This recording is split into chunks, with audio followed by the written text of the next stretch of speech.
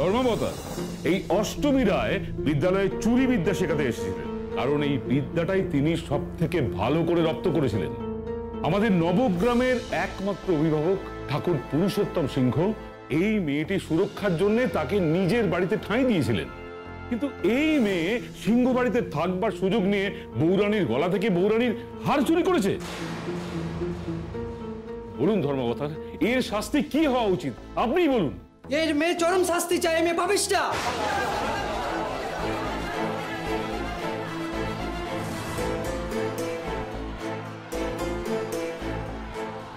দুর্জয়, আমি কিন্তু এই মেয়ের জন্য বেশি সময় নষ্ট করতে পারবো না। তুমি খুব ভালো করে জানো এর একটা কাজে ব্যস্ততার মধ্যে আমি থাকি। মামলাটা তাড়াতাড়ি মেটাও। আর কিছুক্ষণের অপেক্ষা বাবা, আমাদের উকিল প্রমাণ করে দেবে অষ্টমী দোষী। শুধুমাত্র শুভক্ষণের অপেক্ষা। অর্ডার, অর্ডার, আপনারা বসুন। ধর্মাবতার, মানুষের সম্পত্তি চুরি করলে তাও তার ক্ষমা হয়, কিন্তু উনি দেবতার সম্পত্তি চুরি করেছেন, এর কোনো ক্ষমা হয় না ধর্মাবতার। উনি দেবতার আদালতের দোষী। আদালতের কাছে আমি অষ্টমী রায়ের কঠিন থেকে কঠিনতম শাস্তির আবেদন জানাচ্ছি। দাঁড়ান, ওনার পক্ষে উকিল কে আছেন? ধর্মাবতার, এই মেয়ে বৌরানীর হার চুরি করেছে। এই ঘৃণ্য অপরাধের জন্য কোনো উকিল ওর পাশে দাঁড়াতে রাজি হননি। মানুষের ভয় না থাকলেও ধর্মের ভয় তো সবারই আছে, তাই না ধর্মাবতার? এটা আদালত, এখানে আইনের ভাষাতে কথা হয়। আইনত আমি ওনাকে উকিল দিতে বাধ্য। তার দরকার হবে না ধর্মাবতার, আমার কোনো সাহায্যের দরকার নেই। তা বললে তো হবে না, তাহলে আমি বিচার করব কি করে? আমি জানি ধর্মাবতার, এই আদালতে এসে কেউ আমার হয়ে লড়বে না। এই আদালতের সবাই একদিকে আর আমি একা একদিকে।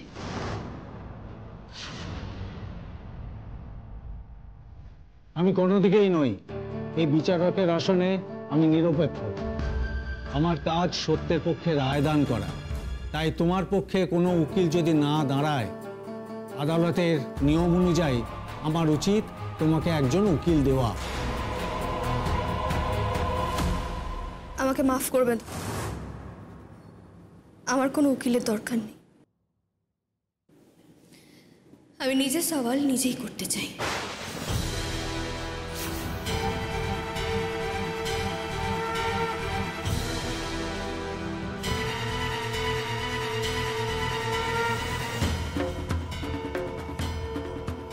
বাবা,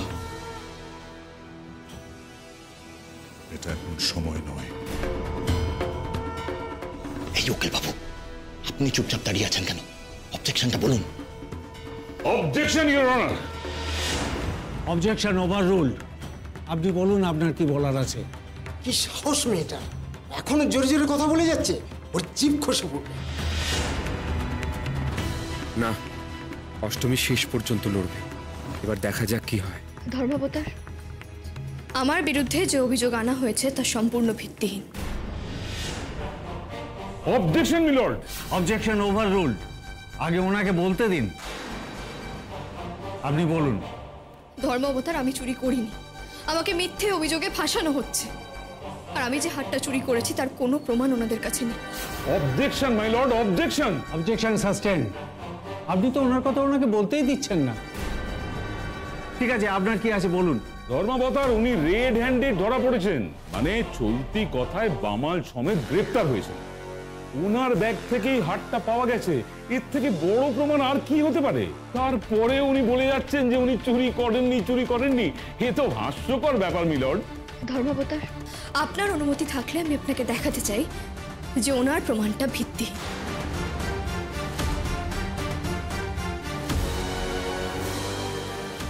দুর্জয়, বিষয়টা নিয়ে এত জলগোলা হওয়ার তো কথা ছিল না। আমি কি বলবো বলুন তো বাবা? আমি কি করে জানবো যে এই মেয়েটা আমাদের সমস্ত প্ল্যান নিঃসাত করে দেবে? এবার যা করার আমাদের উকিল বাবুকেই করতে হবে। তবে আপনি একদম চিন্তা করবেন না, এই কেসটা তো আমরা জিতবই। আপনাকে অনুমতি দেওয়া হলো, আপনি প্রমাণ করে দেখান। আপনি বসুন। ধর্মাবতার, আপনার ফোনটা আমার একটু প্রয়োজন। নিজেকে নির্দোষ প্রমাণ করার জন্য আপনার ফোনটা আমার লাগবে। বেশ,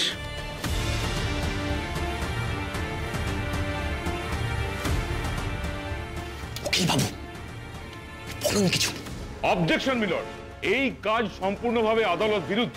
অবজেকশন ওভার রুল। আদালত দেখতে চায় উনি কিভাবে নিজেকে প্রমাণ করতে পারেন যে উনি নির্দোষ। আপনি বসুন প্লিজ। বারে বারে এভাবে অবজেকশন দেবেন না।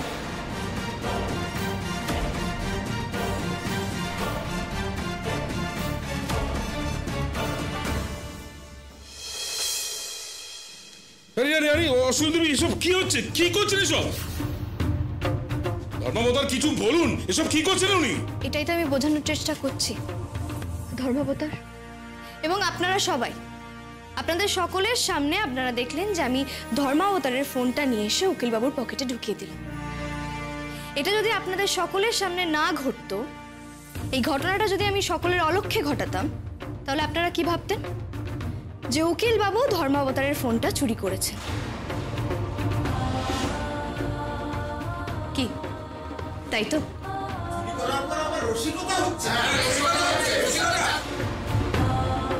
Order, order. মেয়েটার বুদ্ধি আছে বলতে হবে। ধর্মাবতার অমূলক যুক্তি দিয়ে আদালতের নজর ঘোরাবার চেষ্টা করছেন এই অষ্টমী দেবী। উনি আপনার ফোন নিয়ে কেরামতি দেখালেন ঠিকই, কিন্তু ওনার নিজের ফোন যে ওনাকে কতটা ফাঁসিয়ে দিয়েছে উনি কিন্তু জানেন না। এই তো এতক্ষণে উকিলবাবুর মাথা খুলেছে। কি বলছেন পরিষ্কার করে বলুন। ধর্মাবতার, চুরির দিন সকালেই মন্দির থেকে অষ্টমী দেবীর ফোন পাওয়া গেছে। ধর্মাবতার, আমি ভুল করে ফোনটা মন্দিরে ফেলে এসেছিলাম। ও, ভুল করে? আচ্ছা, তা কখন আপনি মন্দিরে গিয়েছিলেন বলুন তো? আমি আগের দিন রাতে মন্দিরে গেছিলাম। সম্পূর্ণ কথাটা বলুন অষ্টমী দেবী। আগের রাতে নয়, গভীর রাতে গিয়েছিলেন। ধর্মাবতার, উনি যে গভীর রাতে মন্দিরে গিয়েছিলেন আর কিন্তু একাধিক সাক্ষী আছে। আমি প্রথমেই কাঠগড়ায় ডাকতে চাই ঋতুপর্ণা সিংহ, অর্থাৎ পুরুষোত্তম সিংহের ছোট পুত্রবধূকে। অনুমতি দেওয়া হলো। ঋতুপর্ণা সিংহ কাঠগড়ায় আসুন।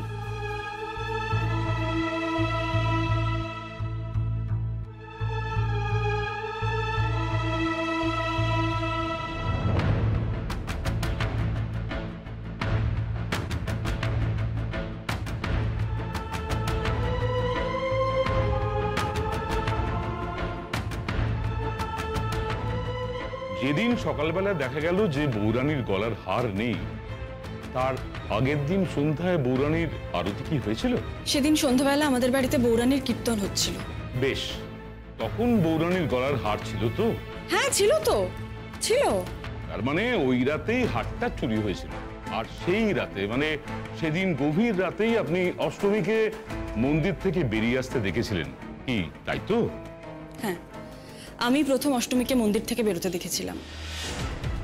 আর শুধু আমি নই, আমার বাড়িরও অনেকেই অষ্টমীকে মন্দিরে দেখেছিল। তাছাড়া ও তো নিজের মুখেই স্বীকার করেছে যে ও মন্দির থেকেই আসছিল। হ্যাঁ, মন্দির থেকে ফিরছিলাম, কিন্তু তাতে কি এটা প্রমাণ হয় যে বৌরানীর গলার হারটা আমি চুরি করেছিলাম? একটু ধৈর্য ধরুন অষ্টমী দেবী, হবে হবে, কোনো চিন্তা করবেন না। আপনি যে হারটা চুরি করেছিলেন সেটা আর কিছুক্ষণের মধ্যেই প্রমাণিত হবে। আপনি এবারে আসতে পারেন। ধর্মাবতার, আমি এবার এমন একজনকে সাক্ষী দিতে আসতে বলবো যিনি নিজেই সত্যের এক প্রতিরূপ। তিনি হলেন আমাদের নবগ্রামের অভিভাবক পুরুষোত্তম ঠাকুর।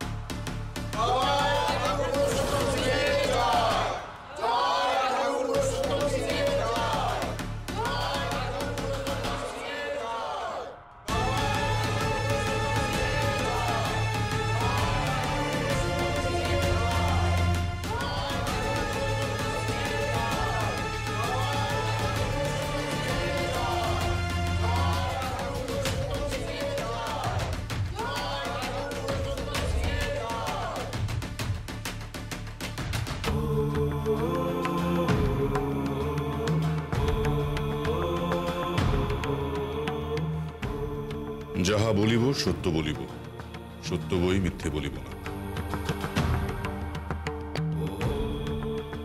ঠাকুর, আপনি এই অষ্টমী রায়কে কিভাবে চেনেন? এই নবগ্রামে এমনিতেই কেউ এলে আমি জানতে পারি। বৌরানীর ভরের দিন ওনার সঙ্গে আমার প্রথম আলাপ হয়। পরে জানতে পেরেছিলাম উনি পুরুষোত্তম সিংহ হাই স্কুলের শিক্ষিকা হয়ে এসেছেন। বেশ, তা উনি আপনাদের বাড়িতে কবে থেকে রয়েছেন? যেদিন রাতে বৌরানীর গলার হার চুরি হয় সেই দিন সন্ধ্যেবেলা থেকে ইনি আমাদের বাড়িতে ছিলেন। তা আপনাদের বাড়িতে থাকার কারণ কি ছিল? এই মেয়েটির প্রাণ সংশয় দেখে আমি নিজেই এই মেয়েটিকে আমার বাড়িতে আশ্রয় দিয়েছি। পয়েন্ট তুমি নোটের ধর্মাবতার। যেদিন অষ্টমী রায় সিংহবাড়িতে এসেছিলেন সেই দিনই রাতে তাকে মন্দিরে যেতে দেখা গিয়েছিল, আর তারপরের দিনই সকালেই বৌরানীর গলা থেকে হার উধাও। মন্দির থেকে ওনার ফোন পর্যন্ত পাওয়া যায়। এতগুলো ঘটনা তো একসঙ্গে কাকতালীয় হতে পারে না বা ম্যাজিকও হতে পারে না। এরপরে আর কিছু প্রমাণের বাকি থাকে কি? হ্যাঁ থাকে। মন্দিরে তো আমার ফোনটা প্রথমে স্যারই দেখেছিলেন, তাই এমনটাও তো হতে পারে স্যার নিজে বৌরানীর গলা থেকে হারটা খুলে ওটা আমার ব্যাগে রেখে দেওয়ার ব্যবস্থা করেছিলেন।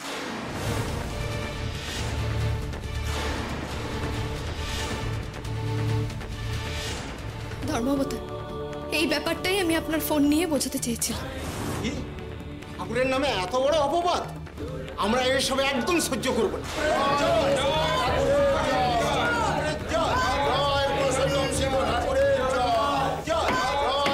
অর্ডার অর্ডার, আপনারা বসুন সবাই।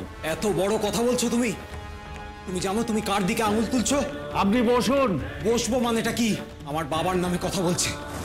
ও জানে ওর এত বড় সাহস হয় কি করে? আপনি বসুন, নইলে আদালত অবমাননার দায়ে আপনাকে আমি হাজতে পড়ব। আরে রাখুন আপনার হাজত। যে মানুষ ঈশ্বরের দিকে আঙুল তুলতে পারে সে... বসো।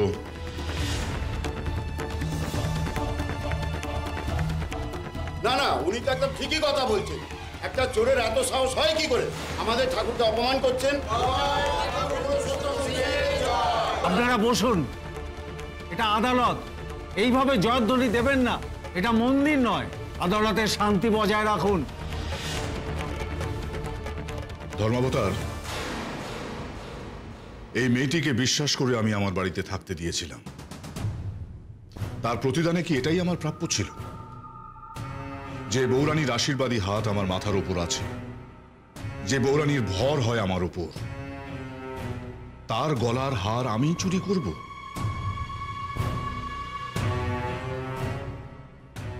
এত মানুষ আমাকে ঠাকুর বলে, তাদের বিশ্বাস নিয়ে ছিনিমিনি খেলবো আমি? আপনার এটা সত্যি বলে মনে হয়? এই তো এত ভক্তগণেরা এখানে বসে আছে, তাদেরকে জিজ্ঞেস করুন, আপনারাই বলুন না, এটা কি সত্যি হতে পারে? এমনটাও কি সম্ভব? না না, আমরা কেউ বিশ্বাস করি না।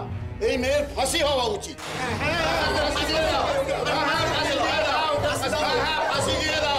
অর্ডার অর্ডার অর্ডার, আপনারা শান্তভাবে বসুন, শান্তভাবে বসুন আপনারা।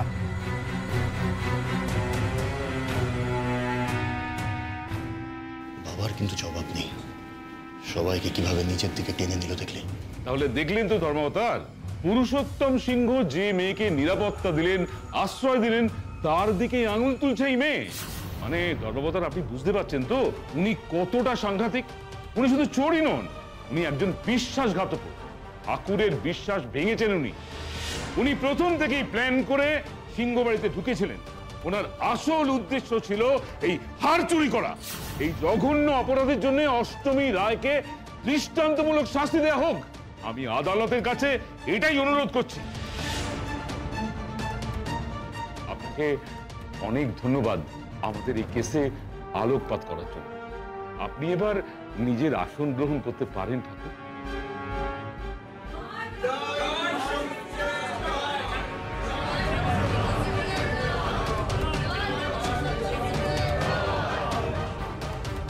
এবার কি করবে অষ্টমী? ধর্মাবতার, আমি পুরুষোত্তম সিংহকে কিছু প্রশ্ন করতে চাই। আদালতের কাছে অনুমতি চাইছি। অনুমতি দেওয়া হলো। ধর্মাবতার, এখানে সবাই জানেন যে পুরুষোত্তম স্যার আমাকে ওনার বাড়িতে থাকার অনুমতি দিয়েছিলেন। আমার প্রাণ বাঁচানোর জন্য, কিন্তু আজকে আমাকে সত্যিটা বলতেই হবে। আমাকে ক্ষমা করবেন স্যার, আজ আমার দেওয়ালে পিঠ থেকে গেছে, তাই এই সত্যিটা আমাকে আজকে বলতেই হবে। ধর্মাবতার, আসল সত্যিটা হলো উনি নিজের বাড়িতে আমায় আশ্রয় দেওয়ার আগে উনিই লোক পাঠিয়েছিলেন আমাকে নবগ্রাম ছাড়া করবে বলে।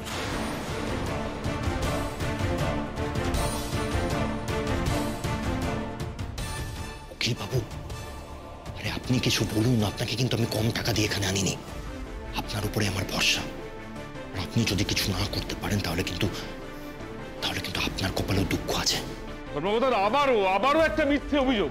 উনি মন গড়া কথা বলে আদালতে সময় নষ্ট করছেন, উনি ঠাকুরকে ক্রমাগত অপমান করছেন।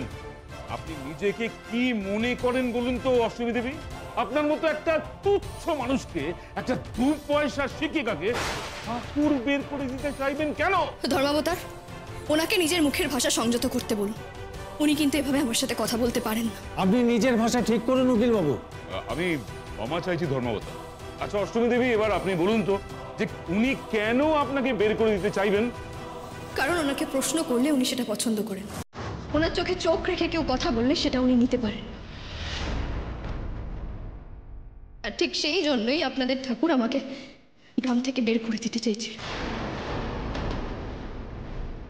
উনি আমাকে সহ্য করতে পারেন।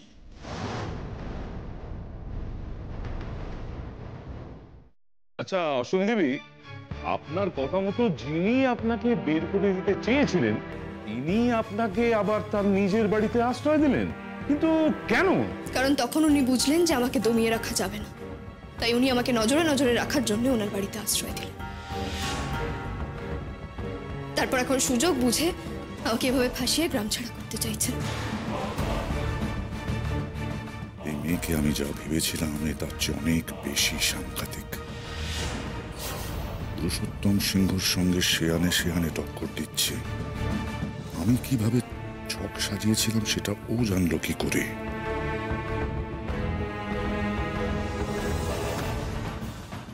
স্যার,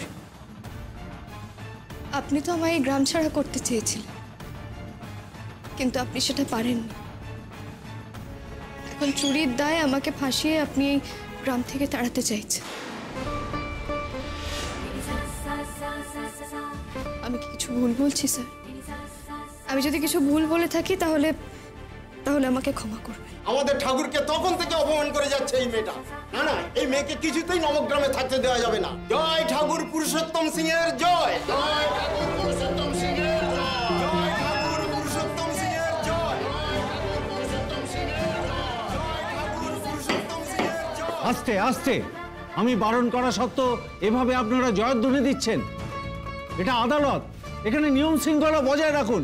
ধর্মাবতার, ঠাকুর যেখানে থাকবে সেটাই তো মন্দির, জয়ধ্বনি তো হবেই। এটা আদালত, এখানে ন্যায়ের বিচার হয়। রক্তিম কোথায় কি বলতে হয় এখনো তুই বুঝলি না? ধর্মবতার, অষ্টমী দেবীর এই অভিযোগ সম্পূর্ণ ভিত্তিহীন, সম্পূর্ণ মিথ্যে অভিযোগ। উনি বলছেন ঠাকুরের মতো মানুষ ওনাকে ফাঁসিয়েছেন। আচ্ছা, এটা কখনো বিশ্বাস করা যায়? আপনি বলুন তো, উনি কখনো এরকম কাজ করতেই পারেন না। আচ্ছা বেশ অষ্টমী দেবী, আপনি যেটা বলছেন আপনার কাছে কি তার সপক্ষে কোনো প্রমাণ আছে? এই মেয়েটা এত কিছু জানলো কি করে? কে বলেছে সব?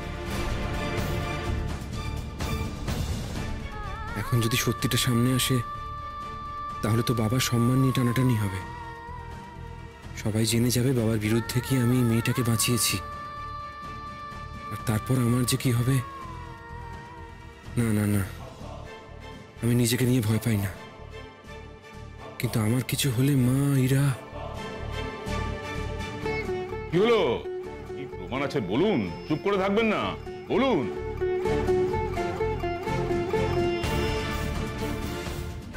এর সপক্ষে আমার কাছে কোনো প্রমাণ নেই।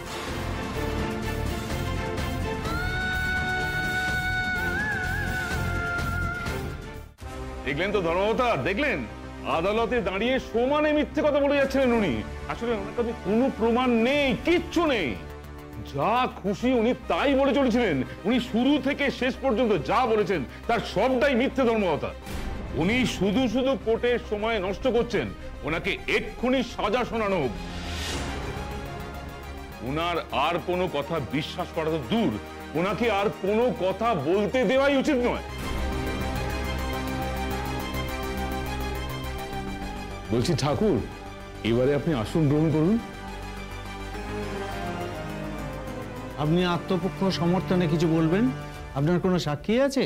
ধর্মাবতার, সেদিন রাতে সিংহবাড়ির অনেকেই আমাকে মন্দির থেকে উঠোনে আসতে দেখেছিলেন, কিন্তু ঠিক তার আগে মন্দির থেকে বেরোতেও আমাকে একজন দেখেছেন। কে তিনি? নাম বলুন। কে?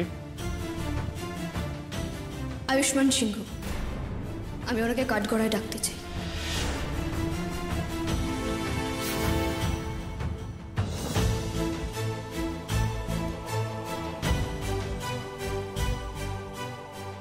এই জন্য ওকে আমি কোনো কাজের সঙ্গে করে নিয়ে যাই না। নিজেরও ভাগ্য খারাপ, যেখানে যায় খারাপ ভাগ্য নিয়ে যায়। বারবার বারণ করেছিলাম ওকে এখানে আসতে, কিন্তু শুনলো না, চলে এলো। এখানে এসে আবার আমাদের কেসটা না হারিয়ে দেয়। প্রসিড।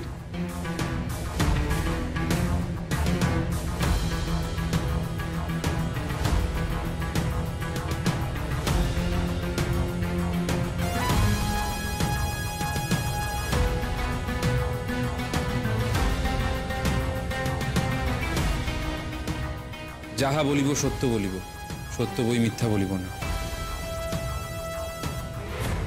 আয়ুষ্মান বাবু, আপনি আমাকে মন্দির থেকে বেরোতে দেখেছিলেন?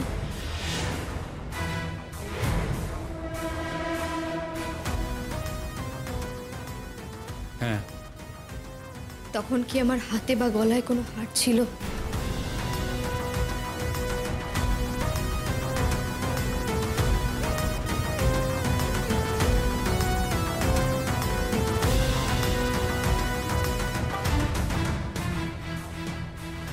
না।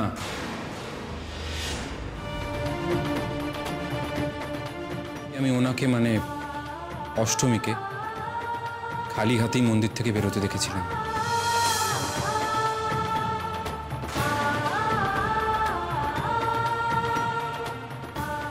বাবা প্লিজ, আপনি এখন এরকম কিছু করবেন না। আমাদের একটা ভুল চালকেও অষ্টমী ওর নিজের অস্ত্র হিসেবে আমাদের বিরুদ্ধে